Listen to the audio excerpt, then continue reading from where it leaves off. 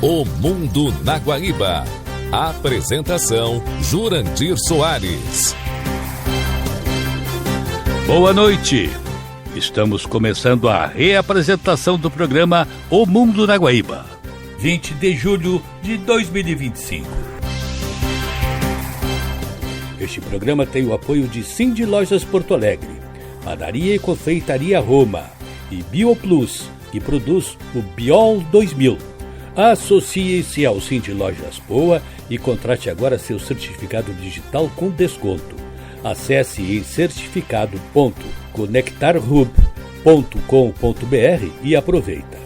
E a Padaria e Confeitaria Roma, na Andrada 797, tem do café da manhã ao lanche da noite, passando pelo almoço caseiro e uma variedade de doces e salgados.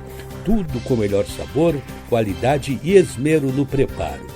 Reservas e pedidos pelo telefone 99391-4421. Padaria e Confeitaria Roma, na Andradas 797. E evite entupimentos, mau cheiro e transbordamento. Para limpeza de pias, ralos, fossas, caixas de gorduras e tubulações, use o saneante biológico sem contraindicações. Biol 2000. Um produto ecológico que limpa as impurezas, mas protege o meio ambiente, para uso residencial e empresarial. E você nem precisa ir atrás dele, basta pedir pelo WhatsApp 97401-2992. Eu vou repetir, 97401-2992. Ou, se você for na Tubolândia, comprar algum produto lá, saiba que ele está disponível também ali na Tubolândia, o Biol 2000. No programa de hoje, vamos lembrar os 80 anos do retorno ao Brasil dos expedicionários que combateram na Segunda Guerra Mundial. As mais recentes medidas de Trump visando acabar com a guerra na Ucrânia. Vizinhos se rebelam contra a Rússia. E o ataque de Israel na Síria.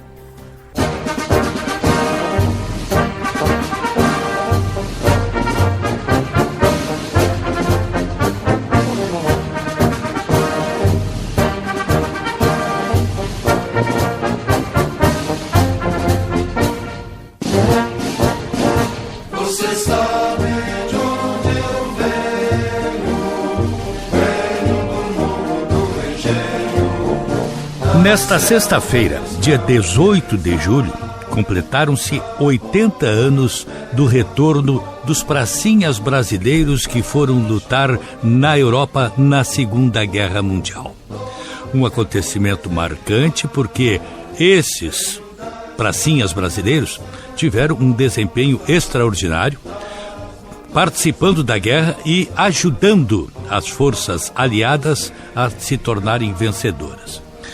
Na edição de sábado passado no Correio do Povo, eu me deparei com a matéria do jornalista Salus Locke a respeito desses 80 anos, e uma matéria que me tocou, me impressionou, porque apesar de jornalista e de procurar ser bem informado, tinha noção de que os nossos pracinhas brasileiros participaram da Batalha de Monte Castelo, sempre muito enaltecida a vitória brasileira em Monte Castelo. Mas pela matéria do Salus eu vi que os pracinhas brasileiros participaram de muitas outras batalhas.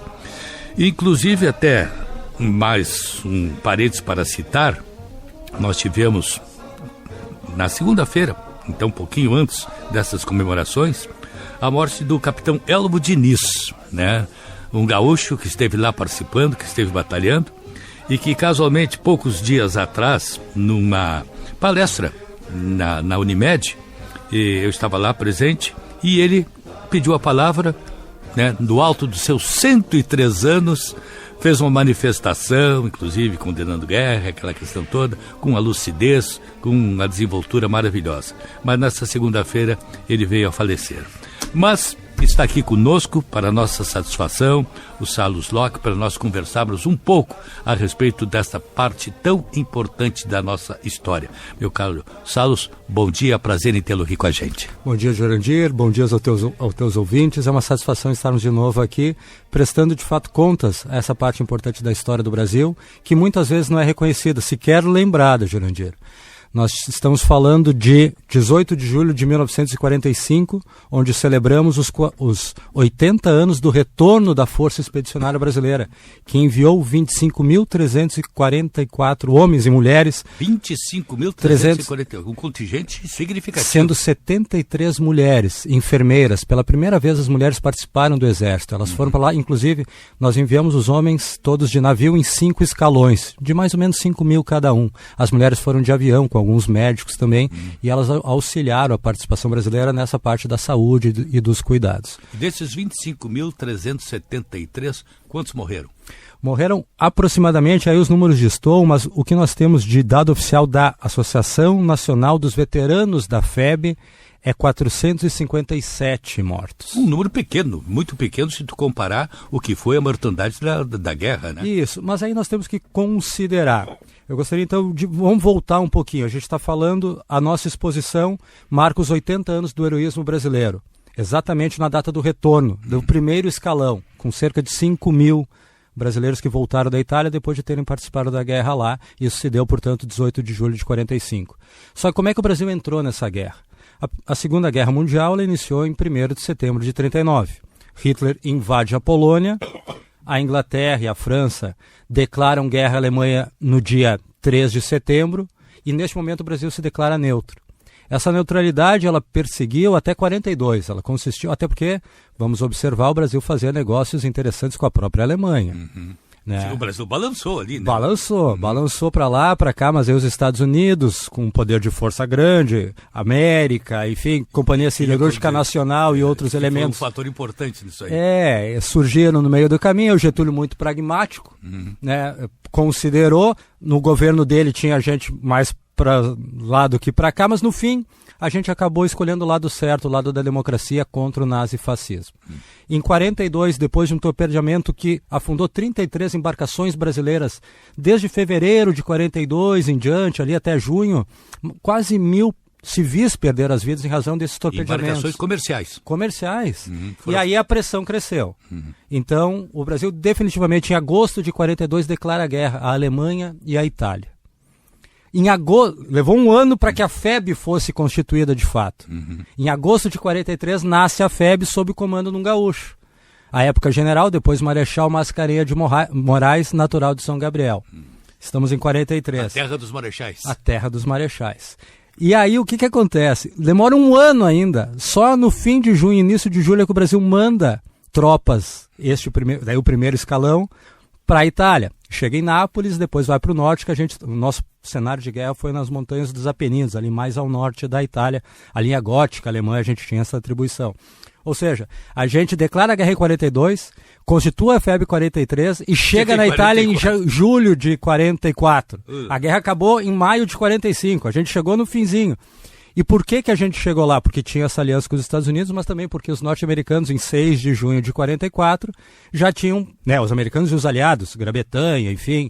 Sim, o plano para a invasão. Isso, o dia D, o famoso dia D.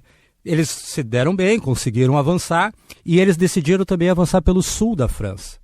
Só que eles tiraram justamente tropas ali da Itália, do norte da Itália, e levaram para o sul da França. E isso ficou descoberto, e aí o Brasil entrou para preencher esse vácuo, e aí participou, como tu falaste, de uma série de lutas, de batalhas, de enfrentamentos importantes com os alemães, muitos destes vindos direto lá do exército, lá da Rússia, enfim, onde eles participaram de enfrentamentos fortes e perderam lá para o exército soviético, né?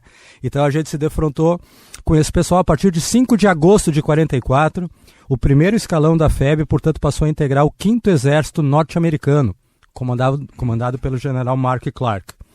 O objetivo principal era manter o exército alemão sob pressão constante, impedindo que eles avançassem. E aí iniciou a nossa caminhada. Em setembro, de fato, teve um enfrentamento e a gente foi avançando. Setembro de 44. 44 foi o primeiro tiro, digamos, que o Brasil deu na guerra. E a partir daí ele teve, sim, êxito. Ele teve, apesar de não 100% bem treinado, né? As condições aqui do Brasil são muito diferentes do norte da Itália. Lá, a gente chegou, veja, setembro. Aí outubro, novembro, dezembro, janeiro, a gente sabe que é muito frio. A gente pegou menos 20 graus.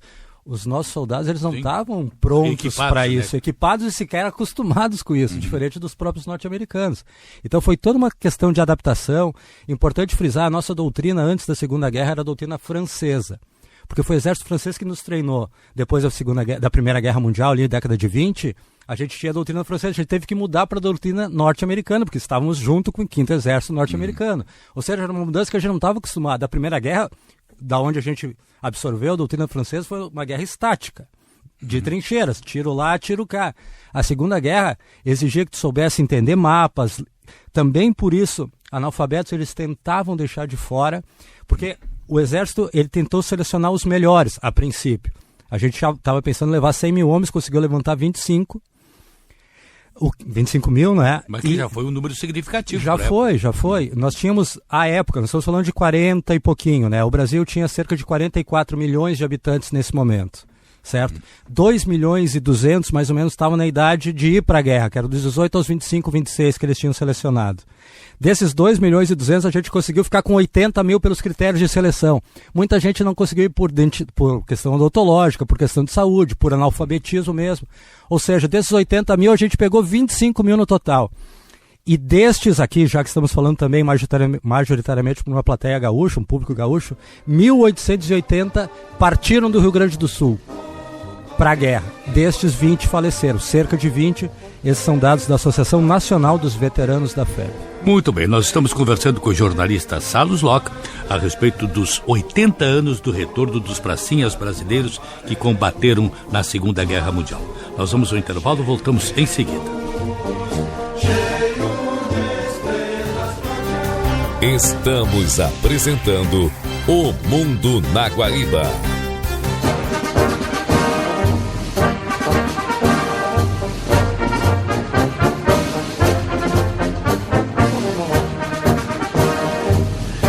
Estamos de volta com o Mundo na Guaíba, conversando com o jornalista Salus Locke a respeito da participação do Brasil, dos pracinhas brasileiros, na Segunda Guerra Mundial. O dia 18 de julho determinou os 80 anos do retorno desses pracinhas que lá estiveram.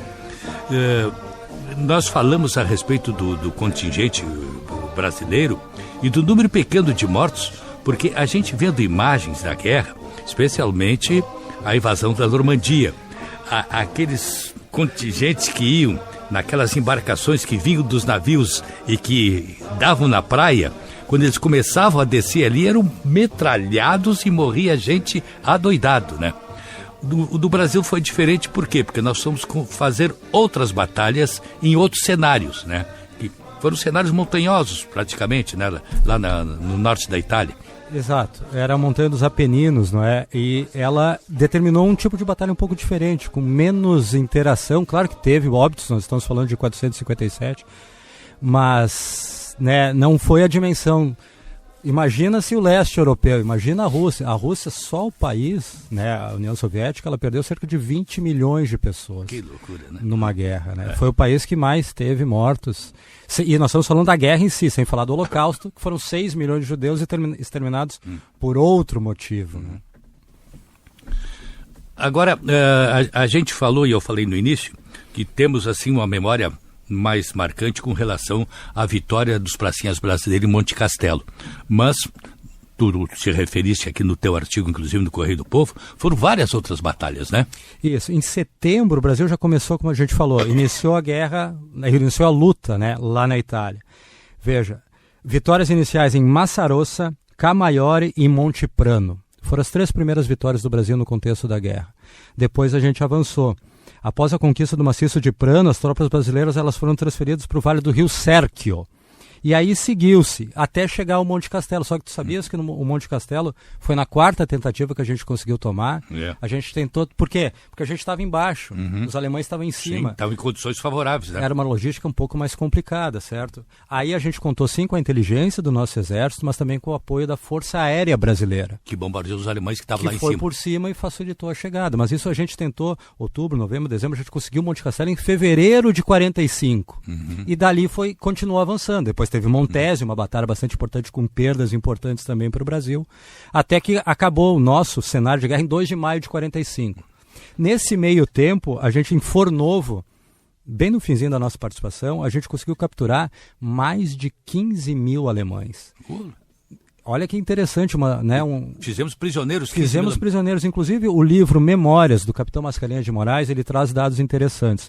Foram 239 dias de ação contínua contra o inimigo, diz o comandante Mascarenhas de Moraes. E nesse período a gente fez, quando prisioneiros de guerra capturados, 2 generais, 892 oficiais e 19.679 pracinhas. Ou seja, nós capturamos no bojo total 20.573, né? Fizemos 20.573 prisioneiros. E os nossos mortos, que tu falastes, né?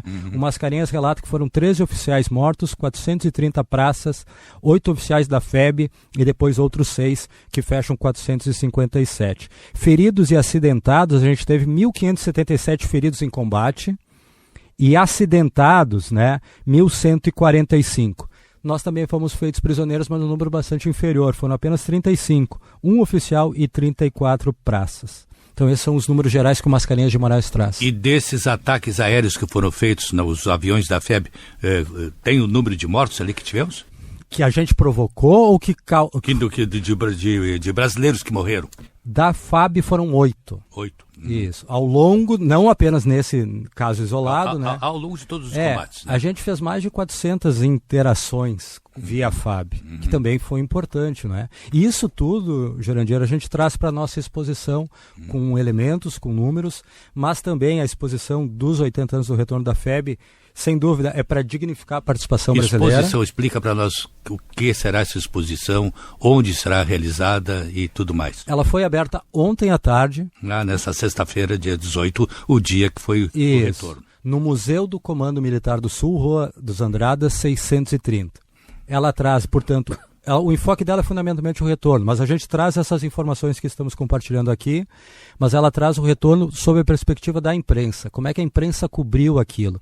Então a gente fez um trabalho de pesquisa aí, contando com nossa equipe, o Armando Burdia, a Cristiane von Appen, a gente teve também a participação da Isabel Cunha de Paula, enfim, da Amanda Santos, para compor isso, certo? É uma exposição, inclusive, realizada pela Casa da Memória Unimed Federação RS e pelo Instituto Unimed RS, com patrocínio do Governo do Estado e da Cavalete S.A. e o apoio de muita gente boa, inclusive o Museu da FEB, lá de São Gabriel, que nos emprestou alguns itens. Então, a gente retratou capas de jornais mostrando o retorno dos pracinhas em 18 de julho. Que foi uma grande festa no Rio de Janeiro. Janeiro. O Rio parou. Né? Aliás, o Getúlio esperto, Estado Novo, né? E o Getúlio sabia que estava perigo, porque ele, ditador, os caras voltando da guerra depois de terem derrubado regimes ditatoriais, né? Mas ele, feriado nacional, enfim, os caras pelaram os pracinhas nos carros, eles tiraram as roupas deles todas, sabe? Para recordação. Para recordação, parou o Brasil. Então as capas são muito representativas disso. A gente também tem trechos nas revistas O Cruzeiro, Revista do Globo, a gente conseguiu fazer um aparato interessante desse resgate com um elemento cultural. A Casa da Memória da Unimed, ela tem esse olhar também da cultura, e nós estamos com desenhos do Carlos Scliar, reproduções de desenhos do Carlos Scliar, artista plástico gaúcho, de origem judaica, inclusive. Ele lutou na guerra, ele era cabo à época, e nos intervalos dos combates ele pintava. Sensacional, hein? O caderno de guerra dele é muito famoso, e aí temos que agradecer também ao Vrimir Scliar, primo do Carlos, irmão do Moacir.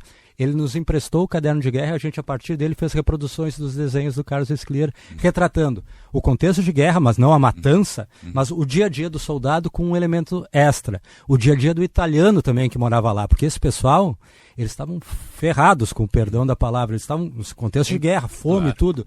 E outro elemento que a FEB se notabilizou nesse cenário, eles ajudavam os italianos. Muitas vezes o brasileiro tirava comida dele e dava para o italiano que estava faminto porque foi afetado pela guerra. E isso até hoje a população italiana lembra e dignifica essa participação dos brasileiros. Muito bem, nós estamos conversando com o jornalista Salus Locke a respeito dos 80 anos do retorno dos pracinhas brasileiros que combateram na Segunda Guerra Mundial. Vamos ao intervalo e já voltamos.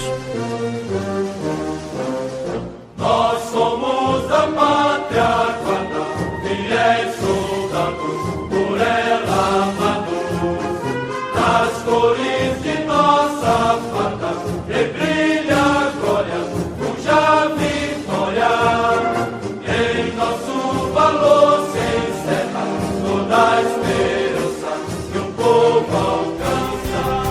Estamos apresentando O Mundo na Guaíba.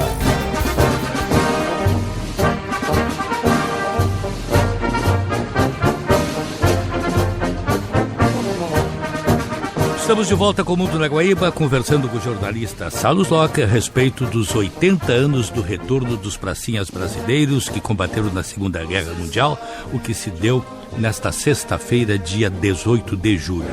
E a propósito, nós estávamos conversando antes do intervalo a respeito de uma exposição da mostra que está sendo realizada. Vamos repetir o local desta mostra? Onde é que é?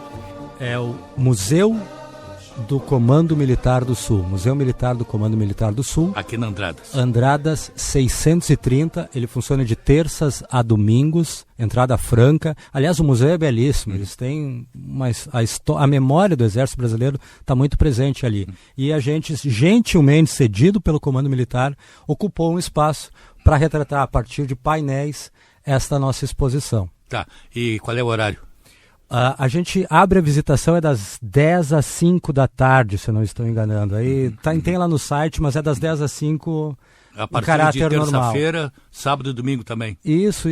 Já hoje, por exemplo, que eles estiver nos escutando, se quiser ir daqui a pouco, a partir das 10 da manhã vai estar aberto lá.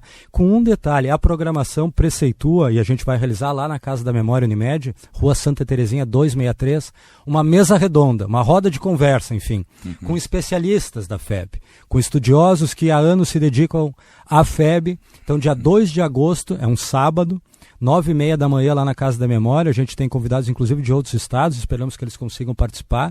Historiadores do Exército mesmo também. Por exemplo, o General Caminha é um deles, é um estudioso do tema. Acredito que vai ser muito legal para agregar valor a essa nossa reflexão que é tão importante.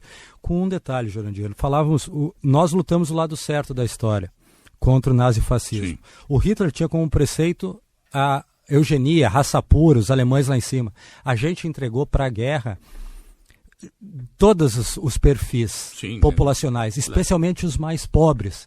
E foram esses que conseguiram eliminar os alemães. Foram esses que conseguiram aprisionar mais de 20 mil alemães e italianos nazifascistas, mostrando que as raças, né, não é o alemão superior que vai ganhar todas, pelo contrário, né, tia? O nazista, no caso, o alemão, eu sou Lor, tu entendes? Mas então a gente entregou o Brasil, entregou aquilo que tinha, né, uma população com dificuldades, foram de fato os mais pobres que compuseram o grosso da nossa tropa, enfim, e lá derrotaram os nazistas. Nós falamos no início da nossa entrevista a respeito do falecimento nesta segunda-feira do capitão Elmo Diniz, com seus 103 anos. Nós temos ainda combatentes vivos. Temos. No Brasil, segundo a Associação Nacional dos Veteranos da FEB, temos 32 combatentes ainda vivos. 32. 2 deles ainda no Rio Grande do Sul. Um deles mora em São Leopoldo e outro mora em Camargo, que é próximo a Passo Fundo. No Brasil, o mais velho desses combatentes tem 108 anos. E ele mora em Brasília. O mais novo, entre aspas, tem 100 anos e mora em Minas Gerais. Ou seja, ainda temos 32 combatentes. Sobre o Elmo, eu acho que vale a pena a gente fazer uma ressalva, e o senhor lembrou muito bem que ele esteve presente conosco no evento lá na Casa da Memória sobre o Holocausto. Ele é parte, nós vamos homenageá-lo na exposição, a gente tem uma... né, ele ia participar conosco da abertura, ele ia participar das atividades conosco, inclusive com alunos. Sim. E infelizmente ele nos deixou, mas assim, nós temos parte... Ele tem na casa dele um acervo interessante. E isso está lá para visitação. A dona Eunice, que é a companheira dele há muitos anos, acredito que ela vai preservar isso. A memória dele também estará conosco, em que pese a presença física, infelizmente não.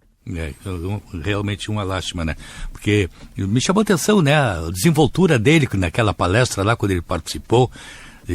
O tema era o Holocausto, né? Um tema pesado, né? Sim. E ele falou com desenvoltura, coisa assim, do alto dos seus 103 anos, né? Que beleza. Aliás, esse contingente significativo de pessoas com mais de 100 anos nos dá uma esperança boa, né? De longevidade do país, né? A expectativa é essa. A gente tem visto um crescimento da Idade Média, de expectativa de vida, enfim, 80 e poucos anos.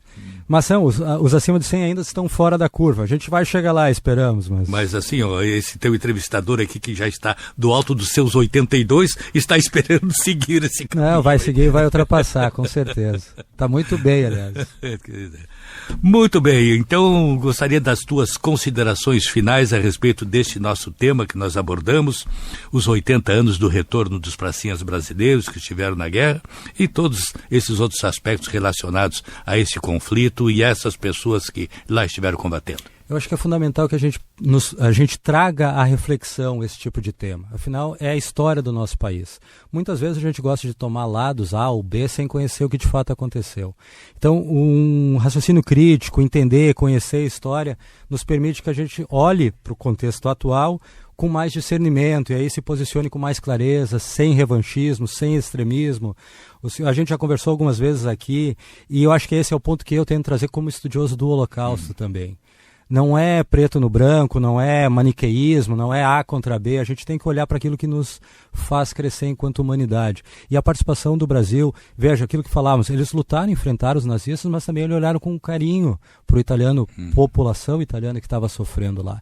Eu acho que é isso que a gente precisa. O Brasil tem muito a ensinar para o mundo sobre esse aspecto da solidariedade. Teve até alguns pracinhas que fizeram algum romance lá com o italiano. Ah, teve romance, teve música, teve romance, teve churrasco brasileiro. Música, aquela italiana. Eu diria que mais do que a cobra, outras coisas fumaram por lá, né? Tá certo. Salus Locke, jornalista, nos deu o prazer desse bate-papo agradabilíssimo a respeito dos 80 anos do retorno dos pracinhas brasileiros e a exposição que está aberta aqui desde essa sexta-feira e permanece até o dia 17 de agosto. Rua dos Andradas 630. Ok.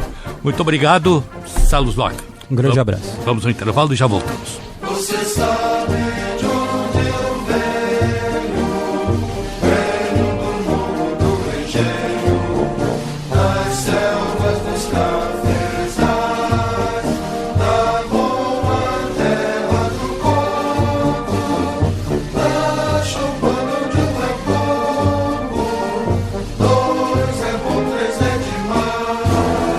Venho das praias das montanhas alterosas, do pampa seringal, das margens crespas dos rios, dos verdes mares bravios, da minha terra natal. Por mais terras que eu percorra, não permita Deus que eu morra sem que volte para lá, sem que leve por divisa esse bem que simboliza a vitória que virá, nossa vitória final, que é a mira do meu fuzil, a raça do meu coral, a água do meu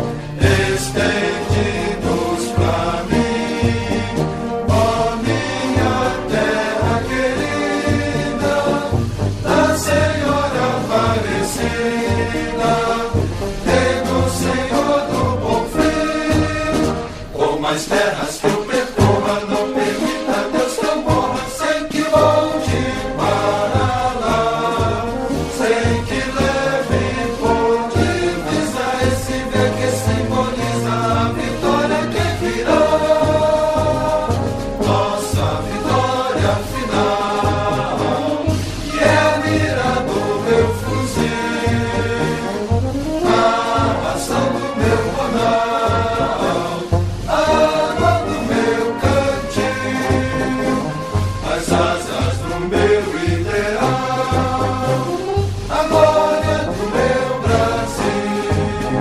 Você sabe de onde eu venho, é de uma pátria que eu tenho, no bojo do meu violão, que de viver em meu peito foi até tomando jeito de um enorme coração. Deixei lá atrás meu terreno, meu limão, meu limoeiro, meu pé de jacarandá, minha casa pequenina, lá no alto da colina, onde canta o sabiá.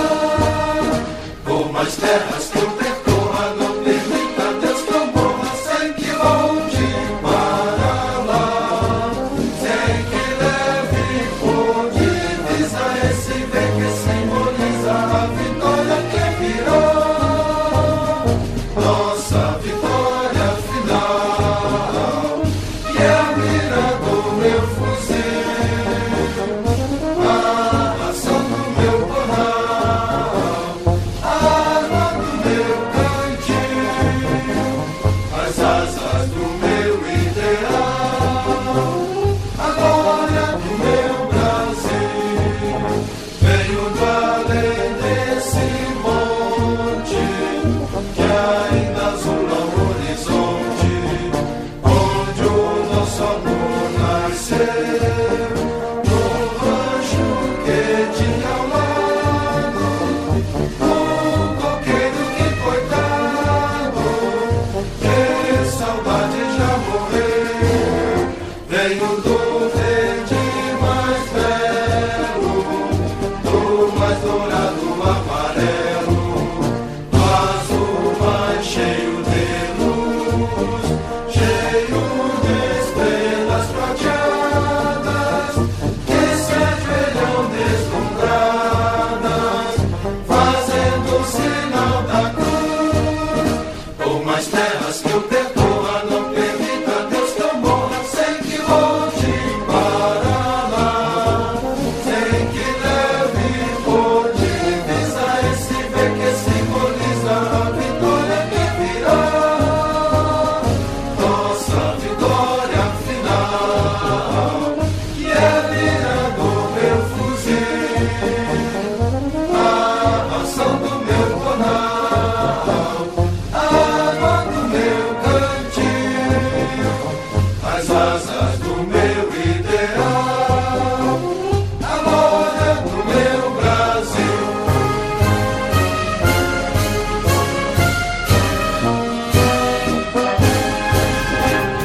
Estamos apresentando O Mundo na Guaíba.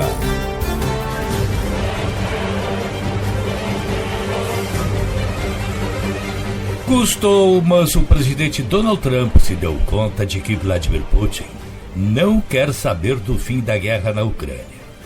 Trump passou meio ano de seu governo elogiando Putin e manifestando a esperança de conseguir cumprir sua promessa de campanha: mediar o fim da guerra na Ucrânia. Só agora ele percebe que Putin quer continuar com a guerra e concluir a tomada da parte leste da Ucrânia, especialmente porque já tomou áreas importantes na região. Depois de fazer algumas declarações até inocentes, como "estou decepcionado com Vladimir, acho que ele não quer o fim da guerra", Trump se deu conta de que o russo quer ir em frente. Assim, depois de algum tempo, Trump teve duas decisões importantes nesta semana.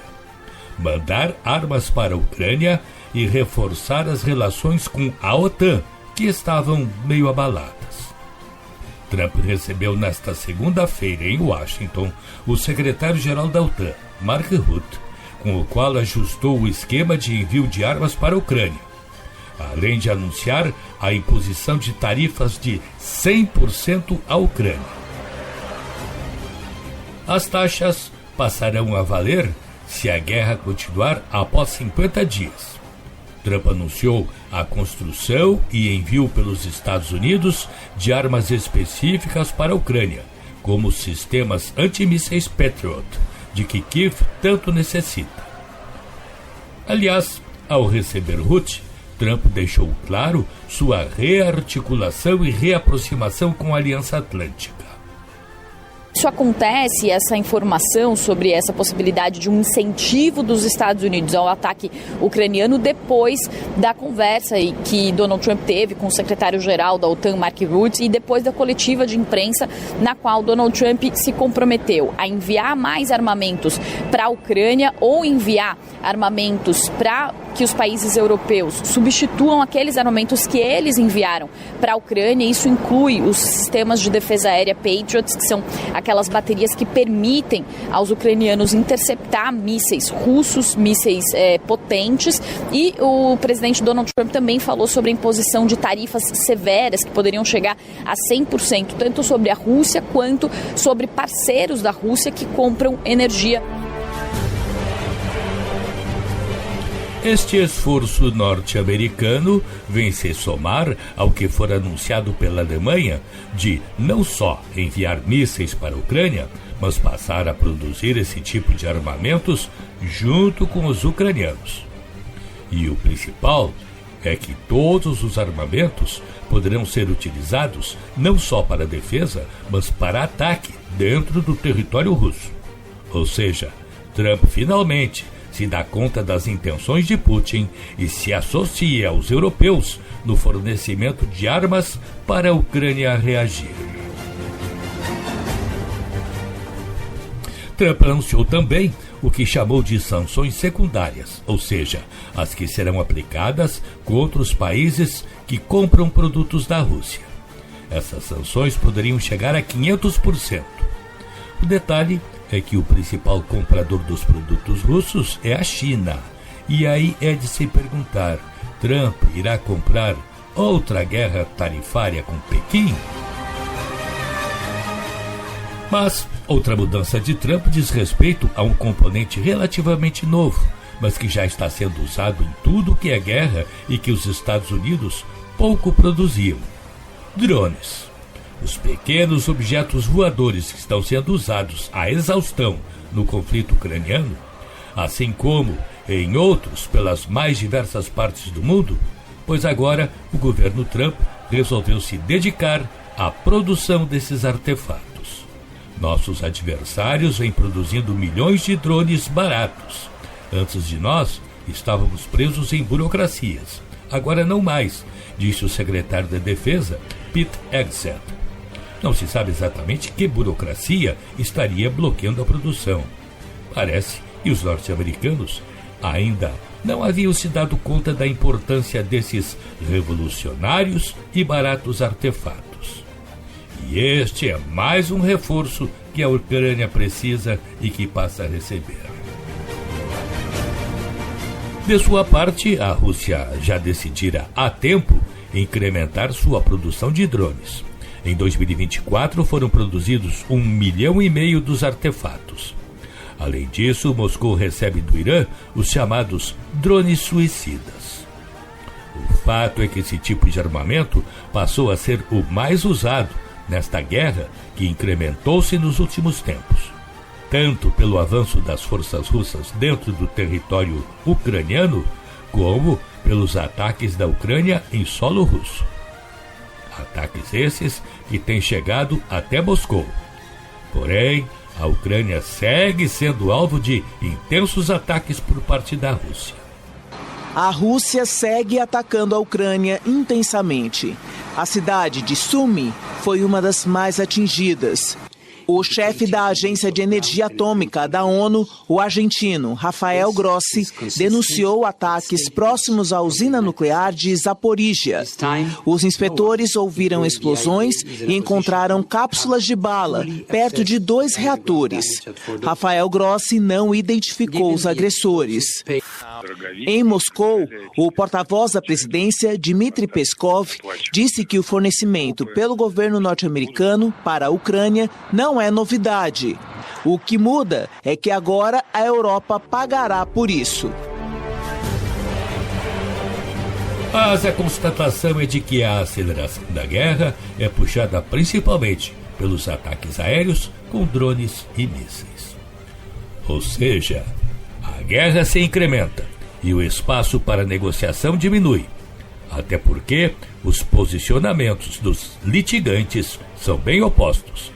A Rússia dá a entender que só para depois de tomar toda a região do Donbass, no leste ucraniano. Já a Ucrânia só aceita o término do conflito com a completa retirada russa de seu território, inclusive da província da Crimeia, que a Rússia tomou em 2014. Assim é que a solução do conflito só poderá se dar pela força. E se Trump não quiser ver o seu, entre aspas, amigo, Vladimir Putin, triunfando, terá que recuperar o tempo que perdeu, na crença de que poderia negociar com o russo.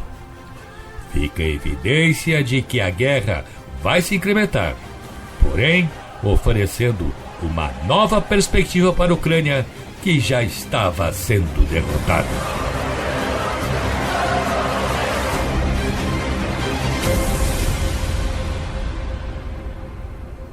A seguir,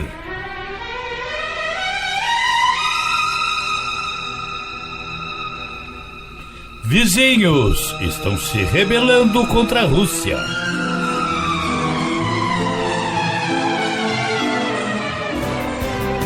Estamos apresentando O Mundo na Guariba. O Azerbaijão resolveu desafiar a Rússia e mandar para a Ucrânia sistemas de detecção de minas, uma ajuda humanitária para com o país vizinho, porém vista por Moscou como uma traição de um país que orbitava ao tempo da União Soviética sob o tacão de Moscou, e uma intenção no sentido de seguir os passos da Ucrânia em direção ao Ocidente. Aliás, um movimento que está atingindo outros países da vizinhança russa, não só como Armênia, Azerbaijão, Geórgia e outros. Quem nos conta essa situação é o Realpolitik.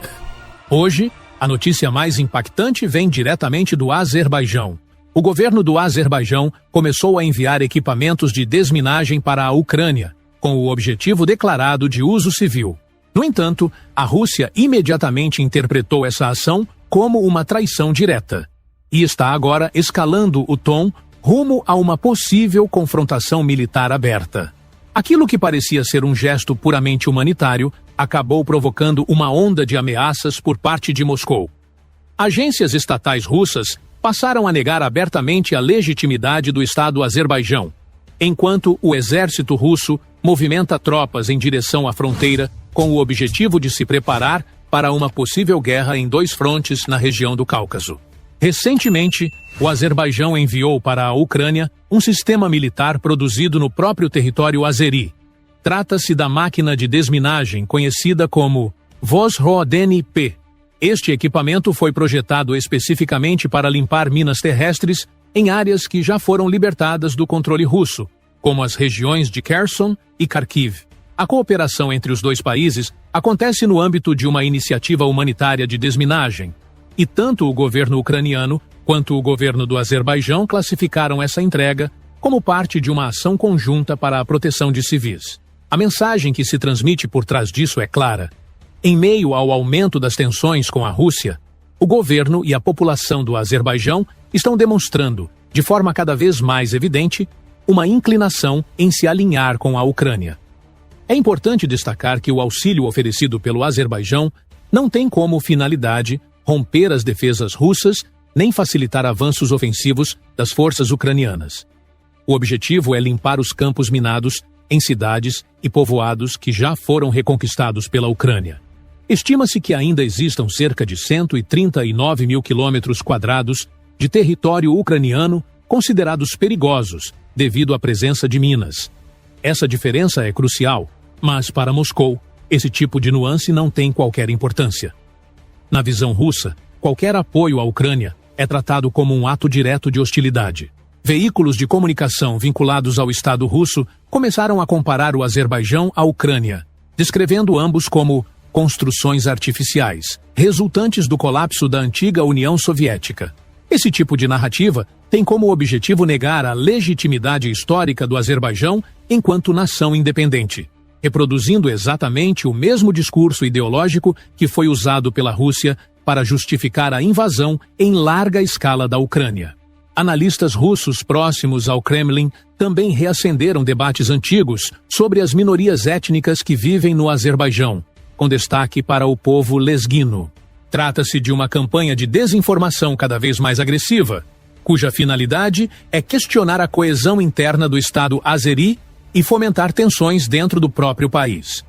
No discurso promovido pelo Estado russo, o conceito de soberania só é concedido àqueles que demonstram lealdade absoluta. E ao prestar apoio à Ucrânia, mesmo que em caráter humanitário, o Azerbaijão teria cruzado uma linha que Moscou considera inaceitável. Essa decisão do Azerbaijão acabou inserindo o país no mesmo grupo que já inclui a Geórgia, a Moldávia e a própria Ucrânia, ou seja, antigas repúblicas soviéticas que agora estão sendo tratadas pelo Kremlin como inimigos em potencial. Ao mesmo tempo em que Moscou coloca em xeque a legitimidade do Azerbaijão como nação independente, as forças armadas russas intensificam a sua presença militar na Armênia. Tropas estão sendo transferidas de regiões como Rostov, Volgogrado e da Crimeia diretamente para a base russa de Gyumri, situada em solo armênio. Essa movimentação tem dois propósitos principais.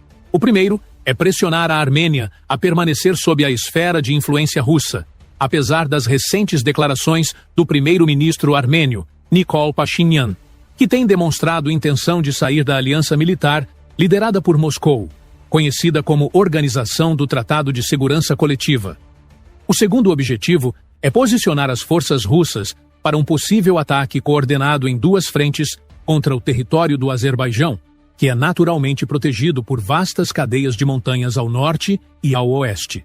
A mensagem é clara e direta. Qualquer tentativa do Azerbaijão ou da Armênia de fortalecer seus laços com o Ocidente ou de ampliar seu apoio à Ucrânia será tratada como uma ameaça direta à hegemonia regional da Rússia. Embora a Armênia ainda não tenha formalizado sua saída da aliança militar com Moscou, o Kremlin já está se preparando para um cenário no qual poderá ser necessário impor sua influência por meio da força. Isso inclui a possibilidade de usar o território armênio como uma base operacional avançada contra o Azerbaijão, na prática transformando a própria Armênia em refém de seus interesses estratégicos. Dentro do Azerbaijão, o panorama da mídia também começa a mudar de forma significativa. A agência estatal Azertag já começou a divulgar matérias detalhadas sobre os crimes de guerra cometidos pela Rússia em território ucraniano, dando destaque às atrocidades ocorridas na cidade de Bucha e em outras localidades recentemente libertadas. Veículos de imprensa locais também adotaram esse novo tom editorial, publicando reportagens sobre ataques com drones e mísseis russos contra alvos civis em áreas urbanas. A narrativa adotada apresenta o conflito como uma guerra da Rússia contra a própria humanidade e contra o direito da Ucrânia à sua soberania. Essa mudança marca uma virada clara na postura do país. Embora a imprensa do Azerbaijão nunca tenha sido explicitamente pró-Rússia, o aumento no volume e na intensidade das críticas ao Kremlin demonstra um realinhamento mais amplo do sentimento público em direção ao Ocidente. Com essa mudança, o caminho está sendo pavimentado para uma cooperação ainda mais profunda entre Azerbaijão e Ucrânia, possivelmente incluindo novos envios de armamentos e até mesmo compartilhamento de informações estratégicas. Os ministérios das relações exteriores de ambos os países já iniciaram uma coordenação mais próxima no setor de desminagem humanitária. O embaixador da Ucrânia agradeceu publicamente ao governo azeri pelo apoio prestado, ao mesmo tempo em que condenou a interferência russa nas decisões soberanas da região. De forma geral, o que estamos testemunhando não é apenas uma crise diplomática isolada, mas sim o início de um realinhamento mais profundo no espaço pós-soviético. O gesto cauteloso do Azerbaijão, ao entregar equipamentos de desminagem à Ucrânia, provocou uma reação desproporcional por parte da Rússia, revelando a crescente insegurança do Kremlin. Moscou respondeu negando a existência do Estado azeri, manipulando discursos étnicos e reforçando discretamente sua presença militar nas proximidades da fronteira. Neste ponto, já não se trata apenas da questão de Karabakh ou de disputas em torno do gás natural. A Rússia está se preparando para um novo fronte, na tentativa de manter sua influência sobre o sul do Cáucaso e forçar antigas nações aliadas a escolher entre a neutralidade ou a confrontação militar direta. Como se observa, é cada vez menor a influência de Moscou sobre os seus vizinhos. E para mantê-los próximos, é preciso apelar para a força.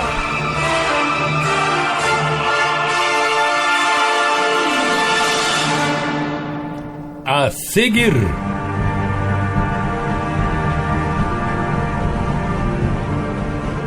os ataques de Israel na Síria. Estamos apresentando O Mundo na Guaíba.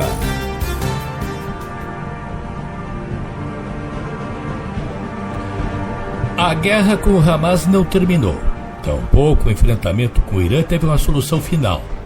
Recém acabaram os confrontos com o Hezbollah. Porém, Israel já abriu uma nova frente de batalha. Agora na Síria. Na realidade, confrontos do Estado judeu com os vizinhos sírios não são novidade. Acontecem desde que Israel anunciou sua independência em 1948.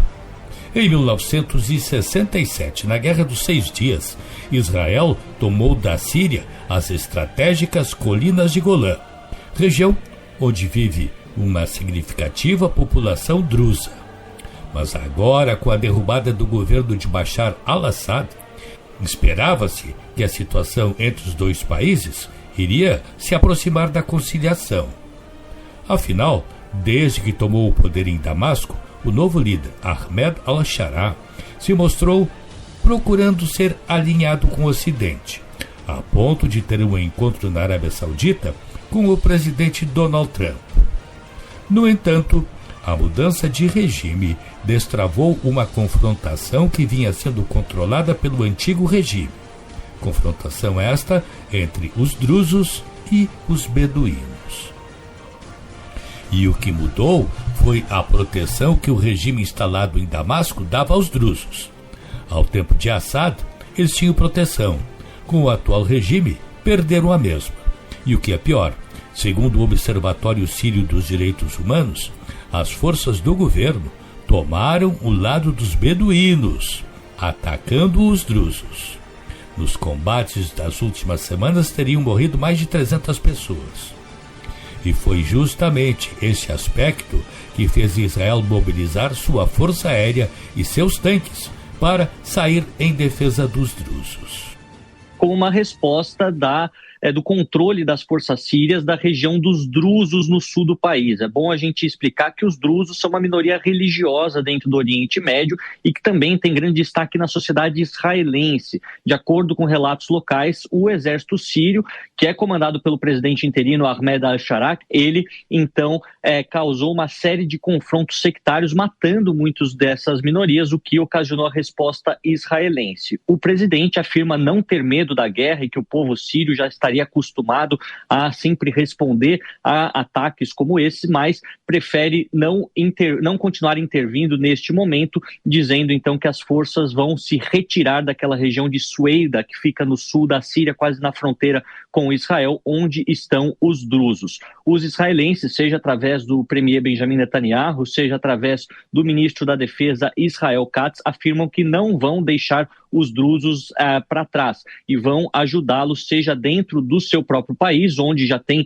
um status, inclusive, de destaque nas forças de defesa de Israel, seja no país vizinho, onde esses problemas sectários foram, então, observados pelos observadores internacionais. Vale a gente dizer que desde que assumiu o poder em dezembro de 2024, o antigo jihadista Mohamed al-Julani foi renomeado, então, Ahmed al-Sharaa, tem tentado falar com países mais moderados do mundo árabe, até mesmo países ocidentais, mas ainda é sustentado por forças jihadistas, fundamentalistas islâmicas que ocasionaram violência contra as minorias alauítas, cristãs e druzas durante esses 7 meses de governo, o que pode indicar talvez um despertar novamente de um conflito sectário que já marcou muita violência na Síria durante os últimos 10 anos. Só para se dimensionar a extensão dos ataques israelenses, esses aconteceram nos arredores do Palácio Presidencial em Damasco, segundo as agências de notícias. E ainda de acordo com as mesmas, além da sede da presidência síria, o exército israelense atacou o Ministério da Defesa do país, também na capital, que deixou ao menos 5 mortos e mais de 30 feridos. De acordo com Tel Aviv, mais de 160 alvos foram atingidos na Síria desde segunda-feira. Quando assumiu o poder em Damasco, al-Sharaa, antigo militante da Al-Qaeda, disse que queria ter uma boa convivência com seus vizinhos, em especial com Israel. No entanto, com as presentes incursões israelenses dentro do território sírio, indo até a capital, corre-se o risco de uma confrontação entre os dois países.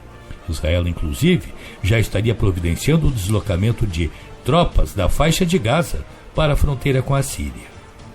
O que pode impedir esse confronto é o fato de o exército do atual regime sírio ainda não ter conseguido se reestruturar depois da longa guerra travada para destituir o regime de Bashar al-Assad. Sabe-se que é do interesse tanto dos Estados Unidos quanto da União Europeia que a Síria tenha um governo estável e moderado. Moderação, o novo líder do país demonstrou ter. Porém, a estabilidade está sendo abalada por essa confrontação, que, pelo que foi dito, não vai parar. Após os ataques desta quarta, o cheque Hikmat al-Ajiri, líder da minoria drusa, rejeitou um novo acordo de cessar-fogo, anunciado por seu rival, o cheque Youssef Jarbour, e chancelado pelo Ministério do Interior da Síria.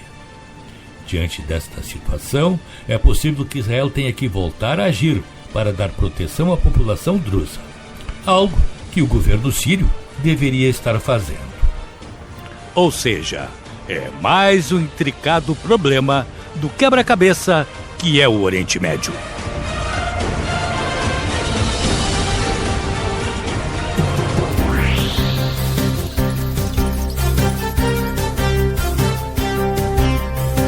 O programa de hoje teve o trabalho da técnica de Cleiton Lopes.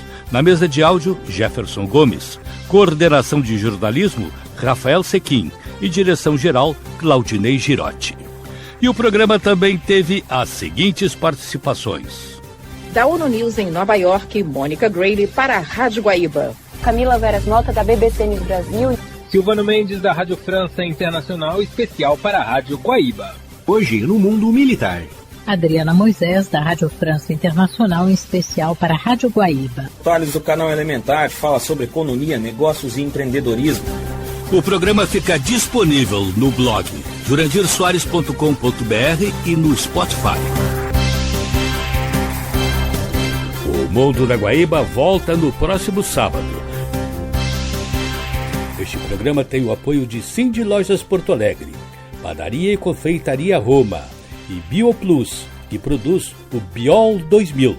Associe-se ao Cindy Lojas Poa e contrate agora seu certificado digital com desconto. Acesse em certificado.conectarhub.com.br e aproveita. E a Padaria e Confeitaria Roma, na Andrada 797, tem do café da manhã ao lanche da noite, passando pelo almoço caseiro e uma variedade de doces e salgados. tudo com melhor sabor, qualidade e esmero no preparo. Reservas e pedidos pelo telefone 99391-4421. Padaria e Confeitaria Roma, na Andradas 797. E evite entupimentos, mau cheiro e transbordamento.